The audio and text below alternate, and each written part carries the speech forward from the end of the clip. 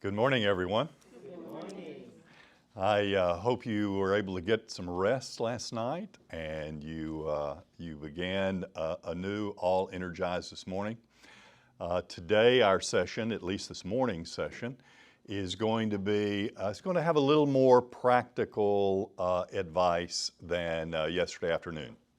We were dealing yesterday with the philosophy of the classical teacher, and this morning we're going to be dealing with the Socratic Method, which is really fundamental to classical education. But I want to encourage you, it's not something that you should, if you've never applied the Socratic Method in a classroom, that you should not worry about it. It should be something that you undertake with real enjoyment.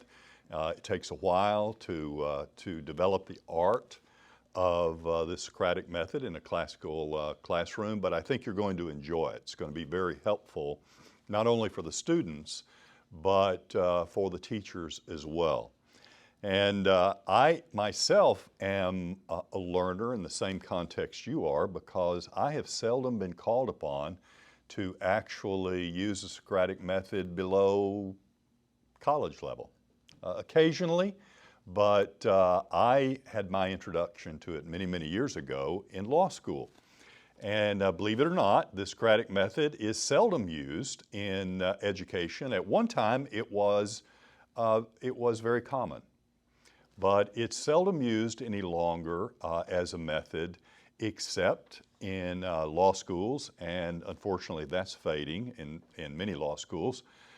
And also in classical education. So there's a rebirth of it. There is a growth of a reawakening to the use of the Socratic Method and how helpful and beneficial it can be in education. And it's taking place in the classical classroom. So I think it is going to be very helpful for you. What we're going to do this morning is I'm going to go through just an introduction to the Socratic Method, sort of what it is, the source of it, where it comes from, and what the method is.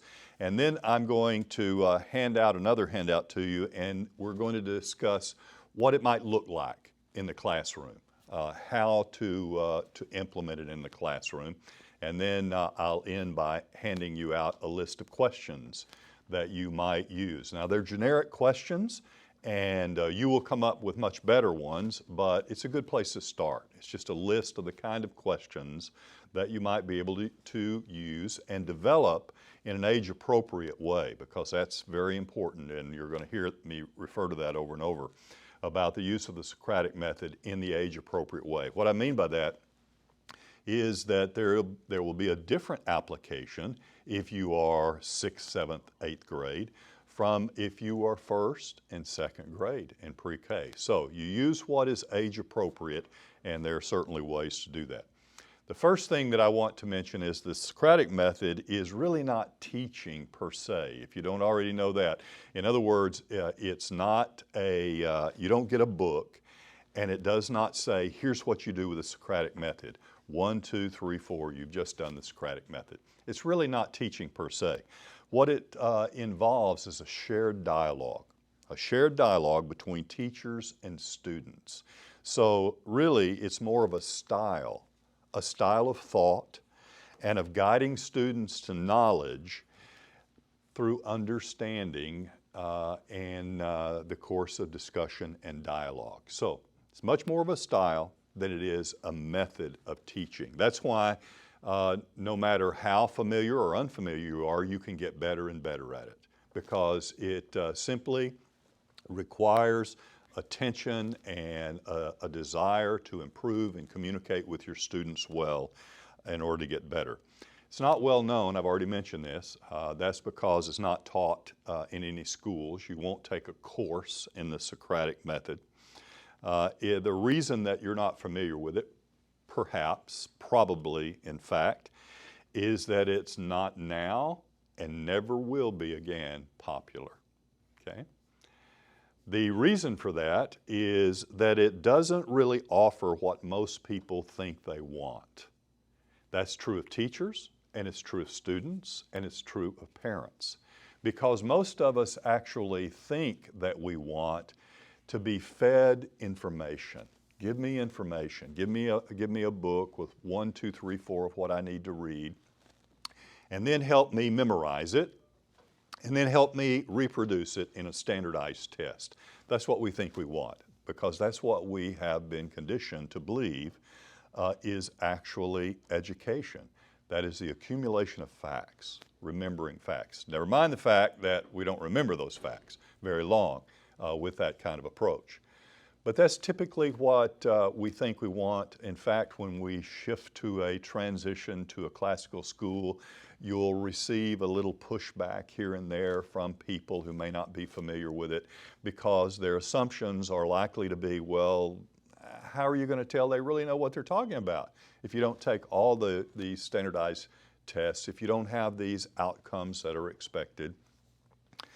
You can certainly meet all the requirements that you need, but it looks different. And so people will likely think, well, we're used to it coming to us in this way. This is what we think we want. That's why it's not popular.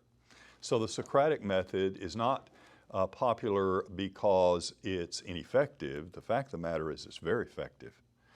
It is not popular because it is not what we think we really want. What you're going to find is the more you work with your students and the more you apply the Socratic method, this dialogue with your students, the more committed you are to it, and the better understanding you have regarding the learning process of your students themselves. What it does offer is it offers wisdom and training in liking the things that you ought to like and disliking the things that you ought not to like. That's what the Socratic method offers. Does not offer what you think you want, perhaps, but what it does offer is it's a style of dialogue and working with your students that offers wisdom, and it offers training in liking the things we ought to like and disliking the thing, and that is, of course, the good, the true, and the beautiful, and disliking the things that we should not like. Now, children, when they're young, they will not immediately, even though God has placed in the hearts an understanding of certain basic moral principles, even in the very young, they will not immediately embrace and love the things they ought to. It's just the struggle within a child is very much like the struggle within an adult. And that is, there are all these attractions for our affections to follow, all these kinds of things that appeal to us that aren't good for us. Well, that happens with a child very young. And you may look at your own children, you may look at other children and say, they come from a wonderful family, couldn't happen to my child, all the influences are wonderful. Well, unfortunately, that's not the case. It may very well be that children come from outstanding families who put great effort in teaching them and nurturing them and do a wonderful job. But there are plenty of things in the world that attract a child, and they catch it more like a cold than they do by getting it in a classroom. So a child is exposed to all these other kinds of things outside the home, from the media that they have into the home, from the comments that are made. A child's mind is very sharp. You're familiar with this. And so they can be in public and hear a phrase or a word or a concept. And so that contributes to a developing an interest, an affection, a desire to know more about something they may never have gotten at home and they may never have been introduced to. So a child will not normally, and immediately at least, be attracted to the things they ought to and reject the things they ought not do. Now, Plato commented about this in the Republic, and about 3,000 years ago, so this is not a new concept. Plato says the well-nurtured youth is one, quote, who would see most clearly whatever was amiss in ill-made works of man and ill-grown works of nature, and with a just distaste would blame and hate the ugly, even from his earliest years, and would give delighted praise to beauty, receiving it into his soul and being nourished by it, so that he becomes a man of gentle heart, All this before he is of an age to reason, so that when reason at length comes to him, then bred as he has been, he will hold out his hands and welcome and recognize her because of the affinity he bears to her. So what Plato is saying is this is the way a child should look. Properly trained in the home, and they should be brought along so that they learn to have a distaste for the things they shouldn't and the things they should, and they learn it very early.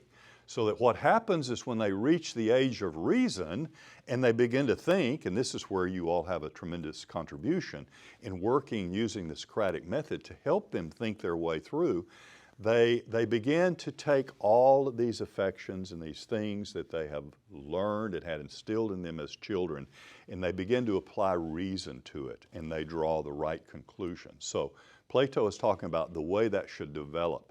So a child, though not a blank slate by any means, a child doesn't immediately respond and learn and act and believe the things they ought to believe.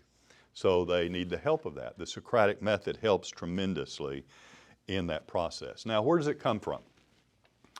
The Socratic method comes from Socrates. Okay, makes good sense. It's really based on the example of a 5th century BC Athenian philosopher that you're familiar with now, of course, is Socrates. He was a master teacher. He led rigorous dialogues in the search for truth, and he believed that students had the ability within themselves to reflect upon the things that they are learning and the ability to develop critical thinking skills, but that it had to be brought out. It needed to be pulled out of the students. You're familiar with this. If you've ever taught students in a classroom, in a traditional setting, there is a strong tendency for the teacher to speak and the child to be quiet and sit there and listen. Okay, at least that's the plan. The fact of the matter is that it really doesn't draw out of the child where they are, what they understand, what they're thinking, what are they assuming, and what are they presuming. And so the Socratic method and Socrates himself would do that in the course of these dialogues. That's where the term came from. It's called the Socratic method because it's what Socrates did in the dialogues. It is a teaching method that involves asking questions rather than simply relaying information. This is critical. There's no suggestion here or in a classical school that there should not be the relay of information. There certainly should be. But this particular approach is an approach to asking questions rather than simply relying upon transmitting information to the student. It provokes critical thinking in the student, and it's a type of critical thinking that also produces wonder and a desire to learn. So those are two very important reasons. It helps with critical thinking, but it also encourages the child to develop a sense of wonder and a desire to learn more and to gain more knowledge. So the method literally results in those two things: better thinking skills and a desire to know more and to a wonder about the world and the things in it that God has created. Now, a teacher that uses the Socratic method seeks to draw out the different premises and assumptions of a student and demonstrate how they contradict each other. This is very, very important. This is how you will approach it most often, and it will be its greatest benefit. When you talk with a student and you talk in your subject area, what you are trying to do is you're trying to draw out of the student, what are they presuming about this subject? What are they assuming? Here's how I'm using those two words, presuming and assuming, in this way. If we assume something or we presume something, it's something that hasn't been proven. We just assume it. We accept it. We may even embrace it. We may even believe it, but it's assumed or presumed before any reason has actually occurred. And so people have those. Adults struggle with that as well. You'll be in a conversation with someone and they'll make a statement, and it will be simply assumed or presumed by them. It won't be something they've thought through. It won't be something they've proven to be true. And this happens regardless of whether you are a teacher, whether you are a plumber, whether you are a doctor of medicine, whether you are a lawyer. There are all these assumptions and presumptions, often untested. It's the nature of the person to assume a lot of things and presume a lot of things. That's true of the children as well. So in using the Socratic method, what you're trying to get to is, now when you answer that question, what are you actually assuming? What are you presuming? So you ask questions about them. And it helps to draw them out. And then what you will find out is you will find out that a child actually assumes a number of things on this, and they assume a number of things on this, and what do? They contradict each other. That's often the case. That happens with adults too, by the way. All these assumptions that we have, we never even know because they haven't been subjected to reason and analysis. They contradict with other things we may assume and we may presume. It happens all the time. So in effective teaching, in a classical school context, the teacher uses the Socratic method to figure out where the child is, to bring those assumptions and presumptions out, how they contradict each other. Once the teacher understands this, once the teacher listens in dialogue and figures out where these students are, then the teacher's job is to gently guide the student to explore, discover, and arrive at the truth. I mean, that's as simple as you can make it. It's an art, so it takes a while to really develop a skill in this. But we try to draw out the presumptions and the assumptions the student has on the subject matter and any related idea. And then, once the teacher knows where they are, the teacher then gently guides them to discover the truth and to lead them to conclude the truth. That's the Socratic method in the classical context. Takes a while to perfect. It takes some significant effort. We'll talk about the kinds of things that it takes, but that is it in a nutshell. Identifying these presumptions and then guiding them. Yes, Jenny? Could I just interject? Yes.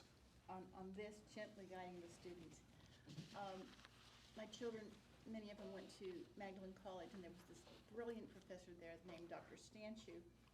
And, you know, in the Socratic method, you're trying to pull things out of the students, and Dr. Stanchu was very, very patient, and he'd listen to everything, and then he'd ask a question, and then he would say, you know, I think what you're trying to say is, and then he would put it all in this beautiful language, and the student would go, yes. Oh, yeah. Anyway, yeah. But he was very gentle. He had developed that skill. He developed the skill so that he did bring them around to the truth, or what he was trying to get to. And he didn't ever hurt their feelings. Yeah. It was very. That's a very good idea.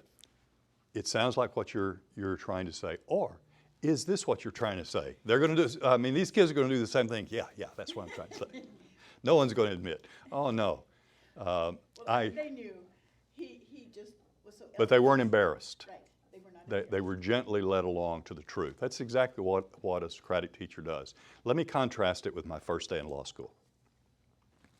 My first day in law school, many, many years ago, I'm sitting there minding my own business. All the students are there in a torts class. And we sit there, and here's this professor who comes in. He looks at a list. He's looking at it. He never says a word to anyone in the classroom. He's watching this or looking at something. We find out he's looking at a list of students, but he's looking through all of this. And it seems like it went on forever. We were all just sitting there. First day there. As green as we could possibly be. And all of a sudden he says, Mr. Green. And then he looks up, and I'm thinking, I really didn't hear that. I could not have heard that. Mr. Green, is there a Mr. Green here? And I looked around and I raised my hand. He said, would you stand, Mr. Green? And I stood up, and he said, "Give me the elements of a battery." And I'm thinking, well, I've got one in my car. But he wasn't talking about that. He was talking about the torque of battery. And I simply stood there, and all these students were around. "Mr. Green, give me the elements of a battery." And I stood there, and it went on forever. I was dying in front of all these students. And I already had little children coming along. And I was thinking my whole life and my career was disappearing before my eyes. I'm thinking I have brought them all the way across the country from Montana to the East Coast only to fail on my first day and be thrown out of law school. And I'm standing there, and it did go on for a long time. And then instead of saying anything, and I'm contrasting this with the example Jenny just gave. And then he turns around and he walks over to the chalkboard, which they still had in those days, and he took a piece of chalk and he walks up to the board and he hits the board and he stands there and looks at me. And that was my introduction to law school and the Socratic method. It was brutal. I lived through it, and I was hired by him the next summer as a teaching assistant. I did not live through that experience very well because when you go to law school, at least this law school, before you ever walked in, there was a list of assignments of all these cases you were to have read, and then you were to have drawn all these elements of the battery. A battery is essentially an offensive touching that results in some kind of, it's similar to assault. Assault and battery, you've heard of assault and battery? Where you, so he was wanting to know the elements of a battery. Well, you have to have an offensive touching. You knew or should have known that you could not strike this person or engage in offensive touching. That's what he wanted me to list. I had, by the way, I was one of the few who had actually come in days before and read all the cases and didn't have a clue what he was talking about. So my point in this is that it's a different context. Yes, that was age appropriate. It was brutal, but it was age appropriate and it was school appropriate, but it's not the best way to learn. And it wasn't even in law school. So when it came time for me to actually teach in law school, I adopted another method. A Dr. Stanchu approach. Yes, I did. And it is the only approach that effectively, in a law school context, part of the whole process is to instill fear and the ability to stand up in front of a group that is hostile or someone. So it's a little bit different, but it's not the case in classical school. And it should be contrasted with that approach that sort of makes the student die right there in front of everyone and instead gently directs them toward the truth. And not only that, but to discover the truth on their own. So those are two different methods, only one of which is the better and appropriate Socratic method. So the teachers, what they do is in this process, what they want to lead the student to is they want the student to learn what is unreasonable, what is unsupportable by evidence, or is false by negation, and lead them to a firmer foundation for understanding. So you're always trying to gently guide them to whether or not what they are thinking or assuming is really supportable by the evidence. Or is it unreasonable? There are principles of reason. We're actually going to talk about some of those tomorrow afternoon to sort of close out my sessions. And there are these rules of reasoning. So you want that student to understand how you start reasoning and from a premise and you arrive at a correct conclusion. So the teacher guides, but that's what the teacher's looking for. So you should remember, looking for something that's unreasonable or looking for something that's unsupportable. Yes, the student believes it, but it's not supported by any evidence. So you want to help them, guide them, so that they come to discover, oh wait, I really can't prove that. I've just believed it. And then for them to reach a conclusion, a firmer foundation than simply, well, I just believe it's the case.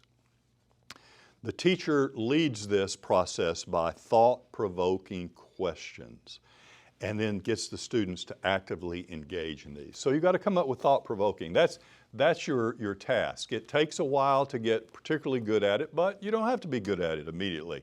You're a whole lot better than the students are in this.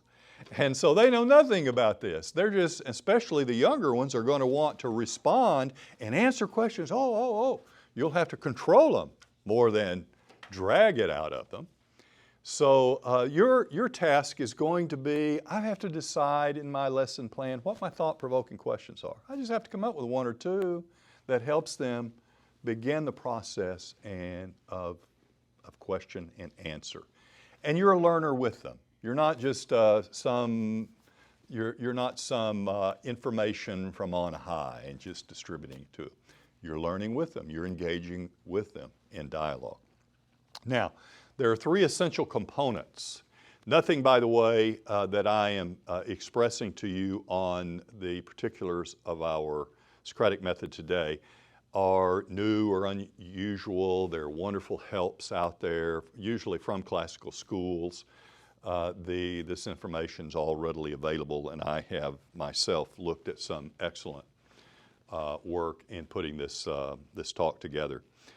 And from that, I've come up with three essential components from some source I do not now recall, but it's not my work.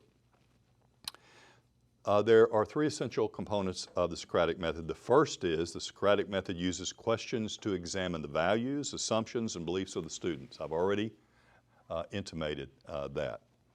Through questioning, the classical teacher strives first to identify those assumptions and moral intuitions about the world that undergird his or her beliefs and actions. So the teachers of a Socratic method, they want the students to know facts. It's not that they don't want them to know facts, but they want to focus more on what the students think about the facts. Not what other people think about the facts. What does the student think about the facts? Let me give you an illustration. If you're familiar with the great Homeric epic, the Iliad, the major protagonist and antagonist in that is, do you remember who? It's Achilles and Hector. Okay, Hector is the general of the Trojans, and Hector is the most powerful fighting force of the Achaeans. Actually, he's from the Myrmidons, who were part of the Greek armies. And the Greek armies, if you're not familiar with it, I won't go into the background, but they come to attack Troy. And they're there for 10 years attacking Troy in this. But one of the subtitles of this poem, the Iliad, and it really sums up what the Iliad is all about, is the rage of Achilles. The rage of Achilles. And it's really true, because Achilles, though he is this powerful fighter and an amazing and violent fighter, it's really about his rage, his taking offense at something that occurs, his holding that, and the terrible impact that has on the armies there before Troy. Hector, on the other hand, is this very virtuous general, also a great fighter, but a very virtuous general. So, if you're looking to draw out and you're trying to evaluate the values and the assumptions of that reading, it might look something like this, especially if you have a bunch of boys in class, okay? You're talking to them for the first time and you ask them about some of the figures in the Iliad, and you're going to make your way to the chief one and you're going to talk about Achilles. And you say to the boy, or all the kids, it's going to be the boys that answer very quickly. You ask them the question, what did you think about Achilles? You know what they're going to say? I mean, many are going to say, whoa, he was the greatest thing that ever lived. You know, he was wonderful, he was a fighter, he was all this. Now, it's not wrong that they should actually conclude some of those things, because that's sort of the makeup of a young man. And he has to. If you suppress that, you will damage his ability to be a good man when he gets older. So it's not like you just want to say, oh, Bobby, you're crazy. That's not the case here. He was actually, the whole story, Bobby, is about the rage of Achilles and what terrible things happened. But what you do is you find out, well, that's where the assumptions are. And so that's where he is. That's maybe where all of them are. So your job is to draw out what they're thinking. Well, why do you say that? And why? And to draw that out, and then to gently redirect it to a discovery of truth. One thing you might do is that you might then go to Hector. Well, what about Hector? Tell me about Hector. And so they begin to talk about Hector, and then you may bring the discussion to a contrast between Hector and between Achilles. And you might say, you know, you've said these things about Achilles. What happened because of what Achilles believed? And so a child thinks about it, a young man thinks about it, and he thinks, oh, wait a minute, everybody died. And he gets killed himself in the end. And he loses all these friends, and he eventually loses his dearest companion in the battles because of his fall. So you guide them to understand what is the result of that kind of rage. And so they think their way through it, and they conclude the virtues of Hector instead of the vices of Achilles. So the whole process is their assumptions about it. And when you have a student read something or work through something, they're going to have assumptions. You want to draw them out. You want to gently guide them and use the material that you're working with. You don't ever say, well, no, let me tell you about where rage can lead you. You draw it from the reading itself into it, because if you've selected good readings, and that's the whole point of classical education, is to work with the original works, then you will arrive, and you will, if you guide that student to gently to the truth. The second essential component is the Socratic method focuses on moral education and how one ought to live. And I've just indicated that by distinguishing Hector and his virtues, which were many, with Achilles' vices. That's the whole point. You're always working with them to help them develop their moral education and how one ought to live. Rather than making arguments or asking questions designed to convince any or all people, all comments in the Socratic inquiry are directed at specific participants in the discussion. This is important. The subject of the inquiry is not what is thought or said about the world in general, but what each participant thinks about the world. Okay? What do I mean by that? It's your students. So it's ultimately, you're not talking about Achilles or Homer or a fairy tale and the people in the fairy tale because you want to know something general about rage or about virtue generally. What you're trying to get at, you always direct your questions at the students. Tell me where you are. Because now when you first ask a question, they'll all raise a hand. Well, so you'll be able to go to one. And then you may go from one to another, and you ask them their perspective, and then you help with another question. Let's see if we can draw this together and see what you're thinking. And you do that. You're always working with the participants in the class. Not just generally, let me tell you about rage, okay? Let me tell you about vice. Let me tell you about virtue.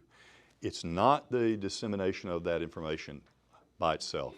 It is instead working with the individual. So the reason for that is that you're always helping that moral education, and you want to guide them to how one ought to live. The Socrates in Plato's dialogues often touched on this. He was always concerned with how his students ought to live. In Plato's Gorgias, Socrates says, Do not take what I say as if I were merely playing. For you see the subject of our discussion, and on what subject should even a man of slight intelligence be more serious? Namely, what kind of life should one live? So his point was always, I ask you a lot of questions, and this is what he was saying in a nutshell.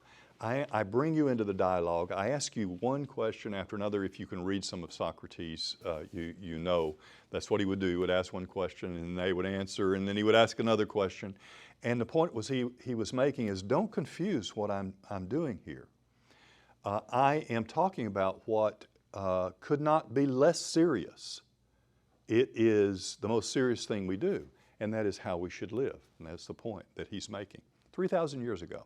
And that's what you're doing in a classical classroom today. The third essential component is Socratic method demands a classroom environment characterized by productive discomfort. Now, what I mean by this, in the very best Socratic discussions, there is tension among the participants. Now, where are you going to see this? About sixth grade, it grows.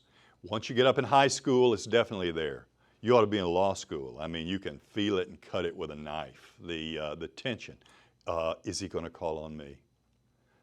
Is that going to take place?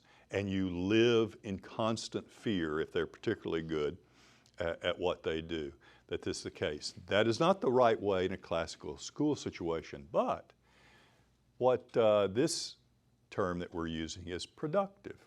Okay? There is always a productive discomfort, especially if they're older. When they're littler, they won't know anything. They won't know they're not discomfort or uncomfortable at all, because they're thinking, I just want to share what I think.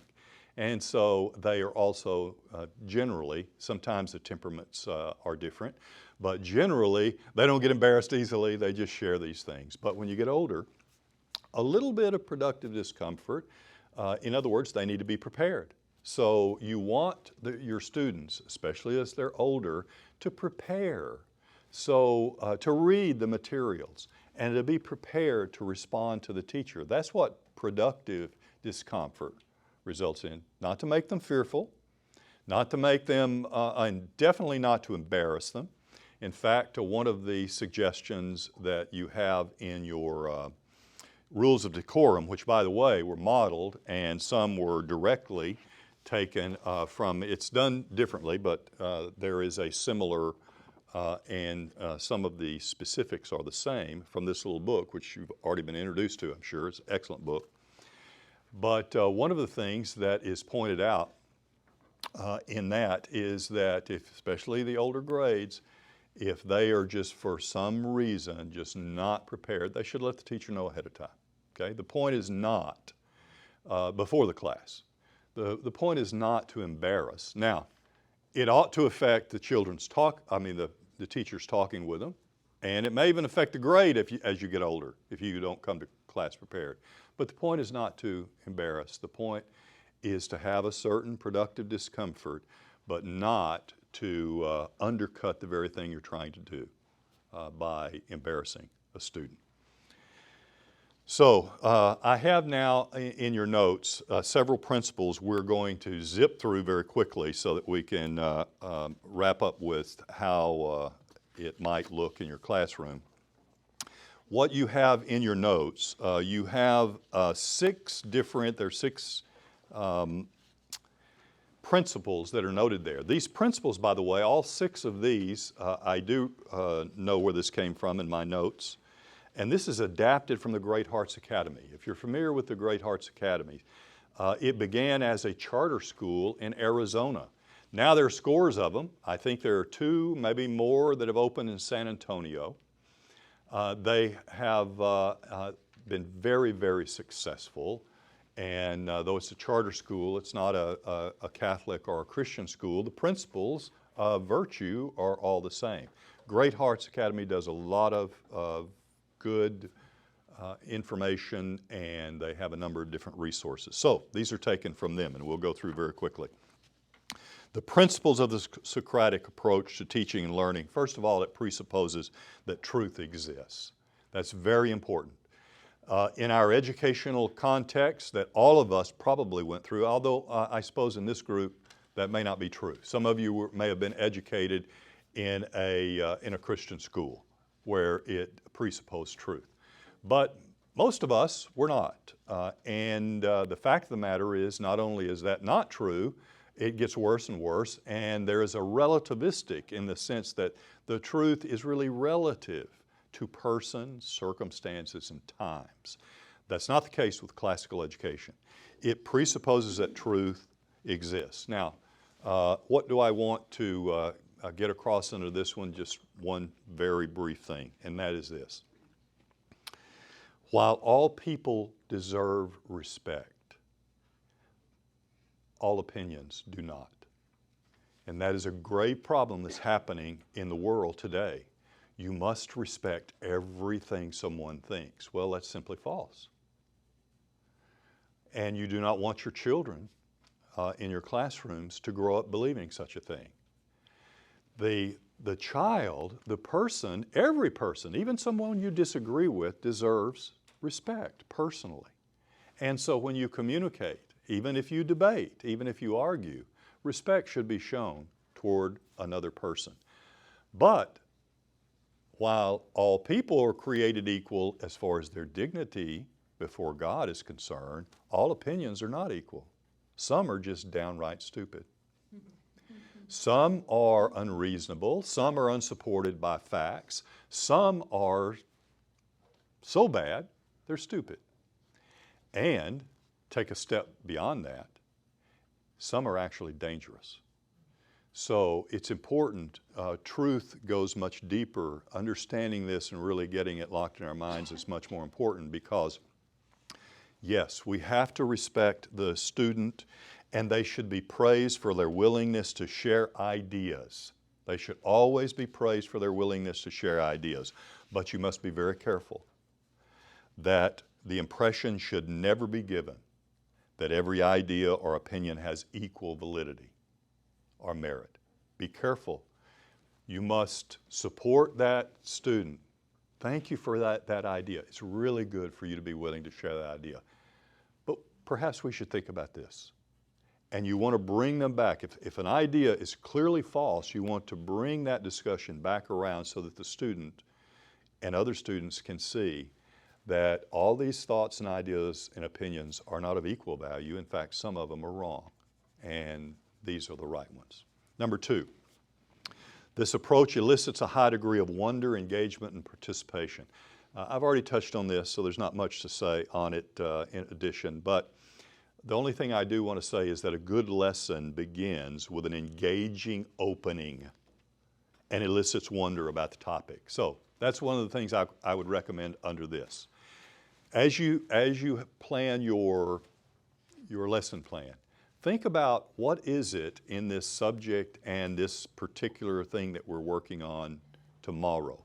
What would be a good engaging question to get it going that is on topic and just to begin that process to perhaps encourage this wonder, engagement, and participation. Number four. No, I skipped two, didn't I? Mm-hmm. Number two is based on real experience rather than abstract ideas or definitions. All we mean there is that classical teaching normally begins with a particular experience. You don't come into class and say, okay, open your books today. We're studying science, biology, human anatomy, or something like that. Let's look at the book. You don't approach it in that way. It normally begins with a particular experience because that's what you're eliciting from the students. For example, like reading a poem. It's a great way to do it, reading a poem. An aspect of the natural world. If you're studying science, why don't you begin with an aspect of the natural world that's going to let you direct the conversation back into this whole scientific subject you're discussing. If you are discussing an observation about any of your subjects, start with something like that, something concrete, something real. You move from the particulars to the universal. For example, if you're, this is an an example that may not ever come up, but if you're discussing trees or flora, and you might say, you might begin with a pine tree, okay? You might begin with a pine tree. Why a pine tree? Because it's what all the kids know. We live in the piney woods. It's what they know. You might begin with that process of a pine tree, and then you work from the particular to the universal. What are the principles of trees? You start with a particular tree and you work to the universal. That's the classical education model. You always start with a particular, start with a real experience, and then you abstract from that. Well, if a pine tree has the following qualities, that must mean all trees have the following qualities. So you move from the particular to the universal. You do it with animals, with anything, in the same way. So, number 4, the approach that we're talking about looks different according to the academic discipline and developmental level of the student. Now, to put some of your minds at ease, if you have the younger grades, this is the one that does it. The Socratic method should be used everywhere because it has such wonderful benefits. But it's going to look different depending upon the age of your student, the subject matter being discussed, and the development of your student. So where it really begins to take off is about the 4th grade. But the more you work with your students in the question, it'll be a wonderful experience, and the students can draw all kinds of good affections and perceptions when they're little by doing that. But it's going to look different than it does, say, for instance, if you have 7th or 8th graders. So you adjust it, you adapt it to the needs of the students and the academic class. For example, if you're a math, I spent my 7th grade year standing at the blackboard, but not working a problem. I stood at the blackboard with my nose in a circle. And so what makes me think of this illustration is, say, for instance, you're teaching math. You might actually have one of your students, instead of standing there with his nose in a circle, he actually stands there and he works the problem. And he takes input from the students and he works the problems. The students are involved in that.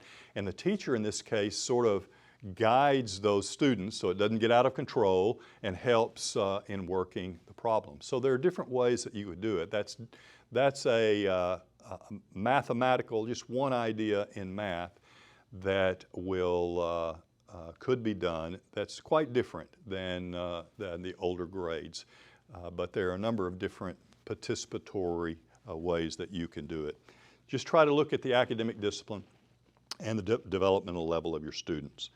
Number 5, it must be complemented by purposeful, appropriate didactic instruction. No need to go into to this except to say that we don't mean that a classical school is exclusively Socratic.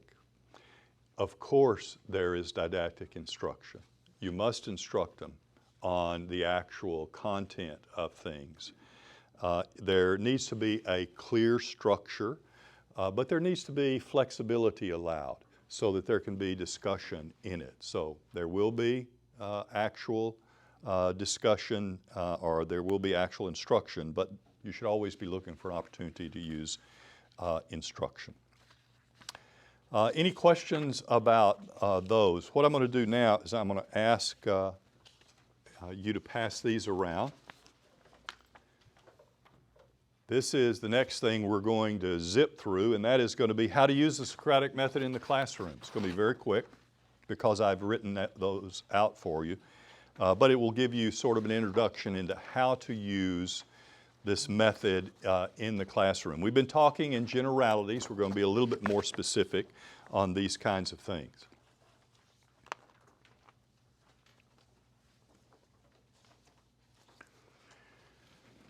By way of introduction, I just want to mention a couple of things. First of all, I've alluded to this, but the Socratic discussion will be used with greater frequency once a student gets to be about the 5th grade. It starts a little earlier as far as its growth, but 5th to 8th grade, it starts being used a great deal. The second thing, by way of introduction, is that one way of looking at this when you're young, you're working with young students, is you may look for Socratic moments. Those actually begin in kindergarten, where you have an opportunity to raise questions. And they then grow and develop all the way to the upper grades and grade 12 at St. Boniface. So they begin early, and you should be looking for opportunities for that. And always remember that the inquiry, it works and progresses interactively. So in this sense, the teacher is as much a participant as a leader. The teacher participates interactively, has a direction. She or he wants that discussion to go, but is a willing and energetic participant in the discussion. So how would that look, possibly? Suggestions for using the method. First thing that I want to suggest is that you set down discussion guidelines. Very important once you get up to the probably 3rd, 4th, but good idea for all of the classrooms. First of all, learn the student names. It's going to be easy here. You probably know most of them. And also have the students learn the others' names. That comes naturally, I realize, but you may want to lay that down as a ground rule. We want you to learn and know everyone. You should also explain that participation requires listening and active engagement.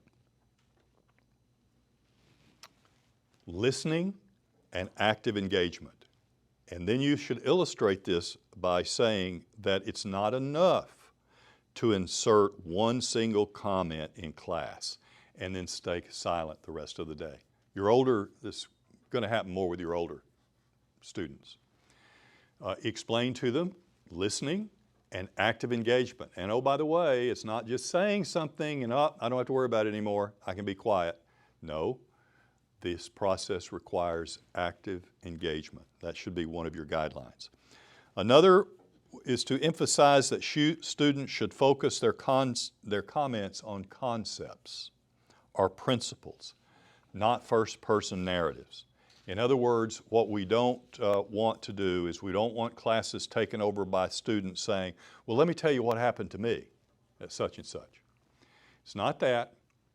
You want to lay those guidelines down. You may even have to tell them early. Here's what I mean by that. I mean that you don't go into long explanations. Always look to some way to answer the question with a principle or a concept. You may have to explain that to them. And this is more important as they get older. You also need to, the final thing that I want to mention under this is that you need to set down the guideline that students are to come to class prepared to discuss. This means they must put effort into becoming familiar with material, at least familiar enough to contribute in the classroom. You may want to even guide their pre-class preparation with a pre-class assignment. Instead of just saying, okay, I want you to read pages such and such in the Iliad, you may want to, in order to get them more involved, you may want to say, look for this, or answer these notes or questions to put that down. But the thing you have to get across from the little ones all the way to the older is that school is about active participation and engagement. And you have to listen. You can't talk all the time. You have to listen. But then we want you to be actively engaged and to give and take in that process. Do you feel like that this method is appropriate for kind of an informal assessment of literature? Like if you're a literature teacher and you're trying to really gain a good understanding of what they're taking from it, is this a good tool to use for that? The Socratic Method? Mm-hmm. Yeah, in fact, I think it's the best in that kind of setting. Okay. I think it's superior, not that it's not great and all teachers should not, But the use of literature and literature classes is where the Socratic method reaches its apex. Okay. It's an outstanding means to do that. What I would suggest too, though, is in the younger grades that that a great area for you to introduce this to the kids are on fairy tales, very similarly, about what they're reading. Because the fairy tales, at least the early ones, you know what the fairy tales dealt with? They dealt with virtue, the virtues. And so many it's probably 2 generations ago now, were trained in virtue by the fairy tales. And so the point of the great fairy tales who have made it through time is to teach a virtue about those in the fairy tales. Something is bad and something else is good. Something is a vice, something else is a virtue. That's what they all do. Even the words, what was the moral of the story, refer back to that to a degree. Oh, sure, You know? sure. The Beauty and the Beast. I read recently, it may have been one of the books I've crammed the last 2 weeks. But Beauty and the Beast, I was reminded that Beauty and the Beast is about seeing beauty in what?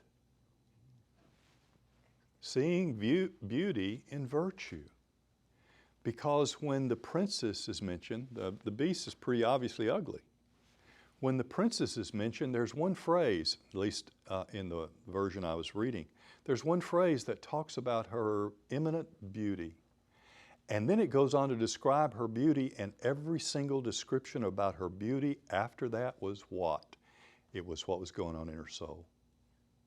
She was beautiful because she was virtuous. And it's easy to miss that. She's beautiful. One statement about her physical beauty. And then there's this long list of how wonderful and how beautiful she was because of her virtues. And then the whole story is about her. She's pretty straightforward with the beast. You are ugly. You are ugly. But she sees all these virtues in him. So, yes, literature is outstanding for it. And I would try, that's one way in integration that's particularly good for younger grades to use the fairy tales.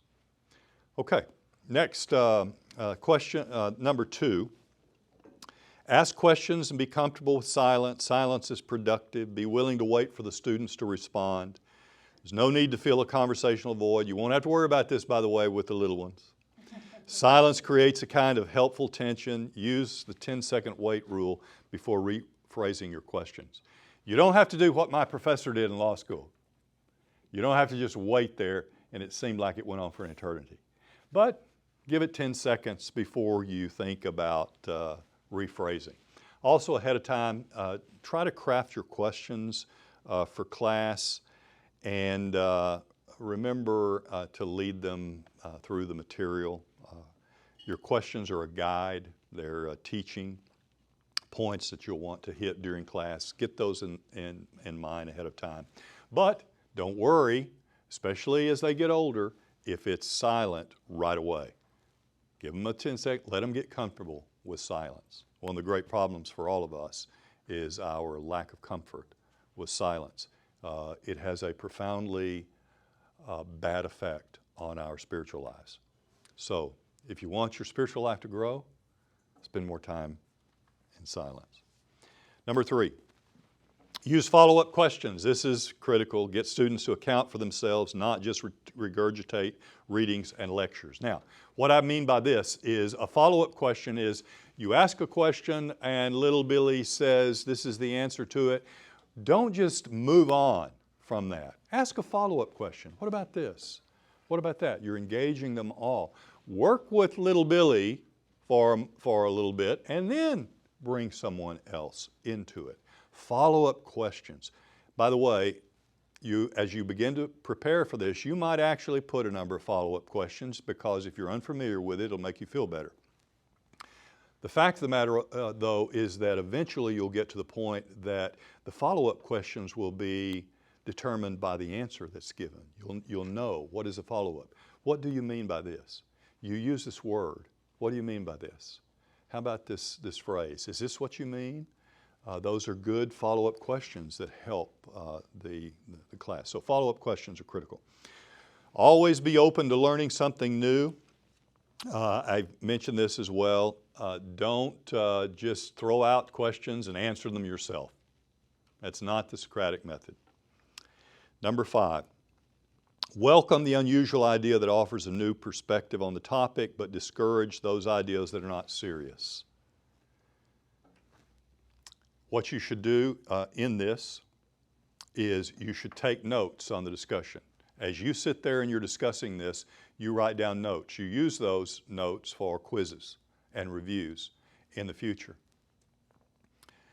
And you encourage, if someone comes up with a new idea and a new way of looking at something, then you encourage that. But what you must do, and you must set the groundwork early from the first day of class probably, or the first day you start with a serious class. You must make it clear that non-serious comments are not welcome in the classroom. You can do this. You can do this with, you can do it gently, but if it doesn't get across, you must do it firmly.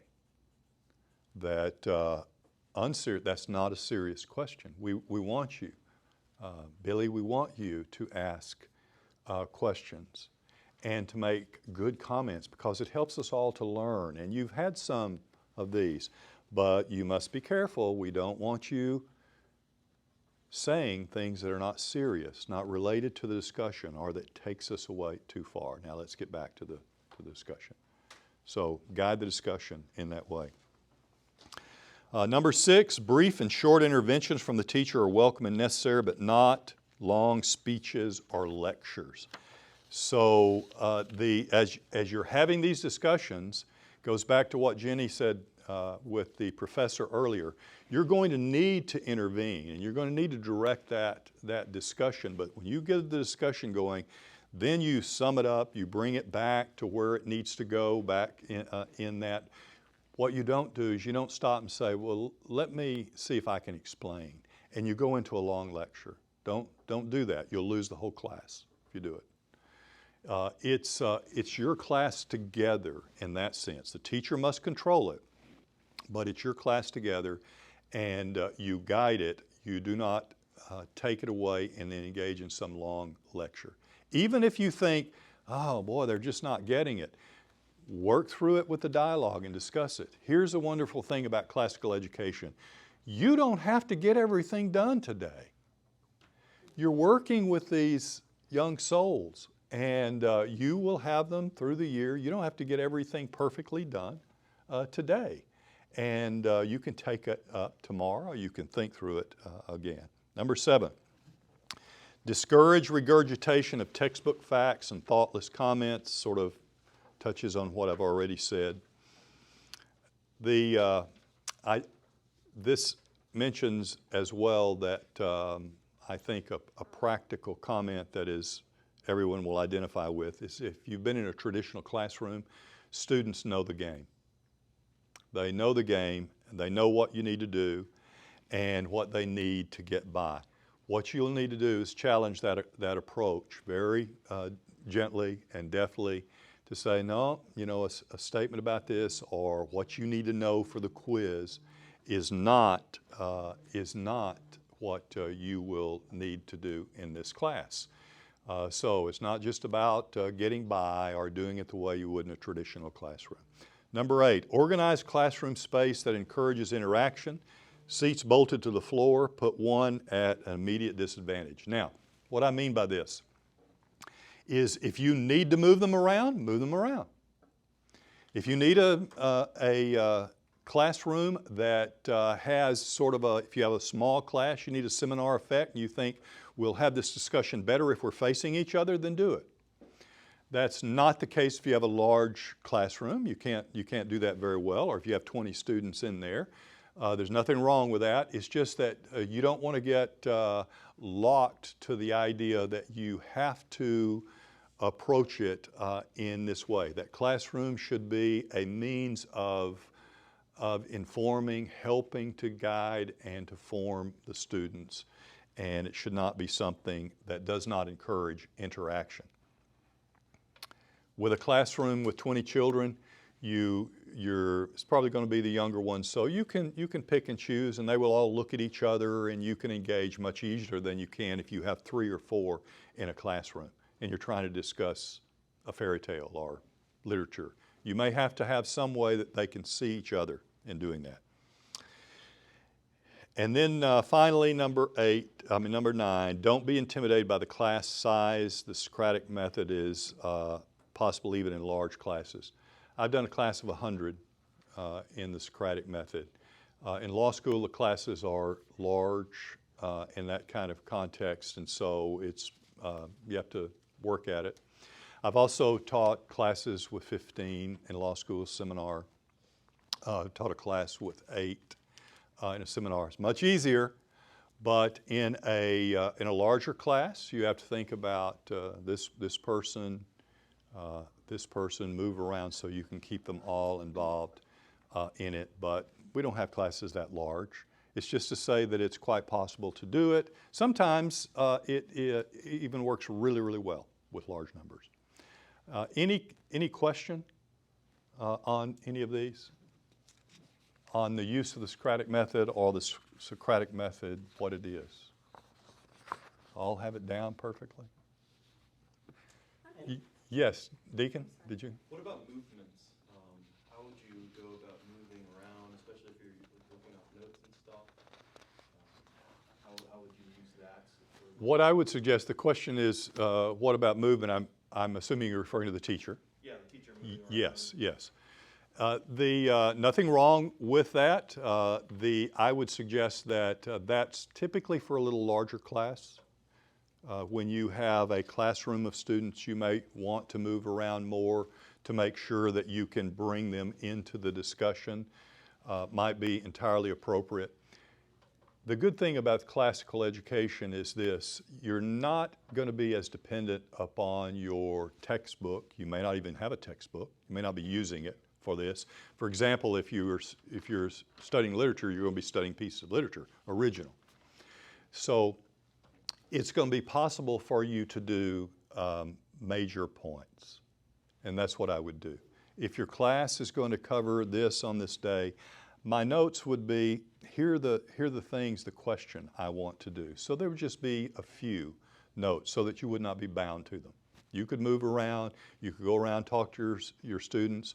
You might draw a question and then move to the right and discuss and engage, and then move over to the left a little bit bigger. I would not recommend that for smaller classes.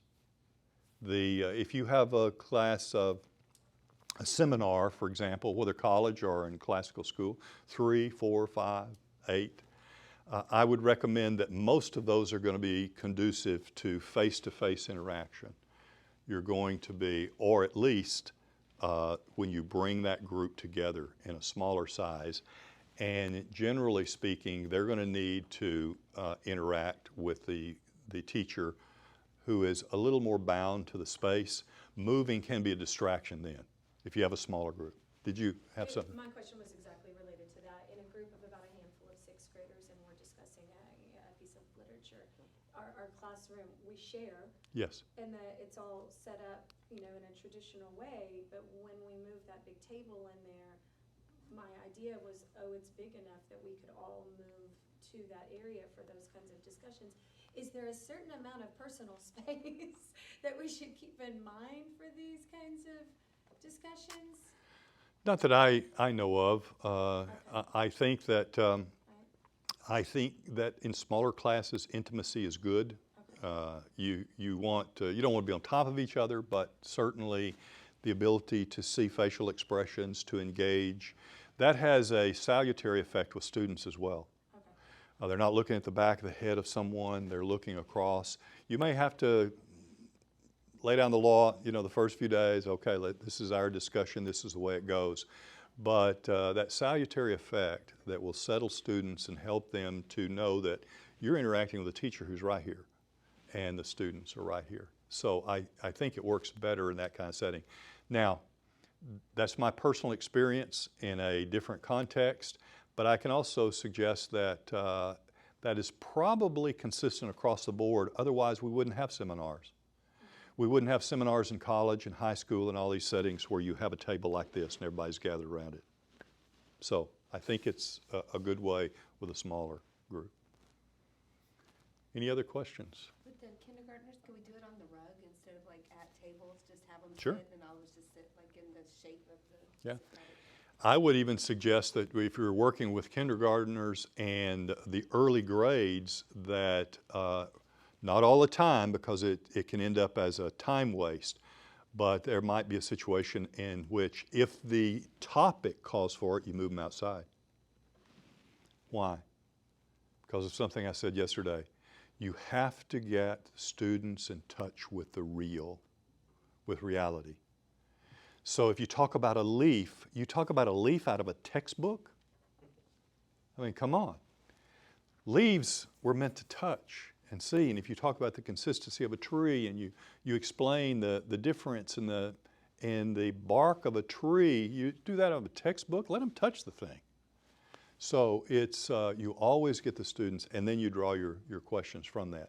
You have to be careful. It has to be an important balance, because you don't want it to turn into you don't want to lose control of the students, and at the same time, you don't want it to be a time where you end up wasting time, moving out there and moving back.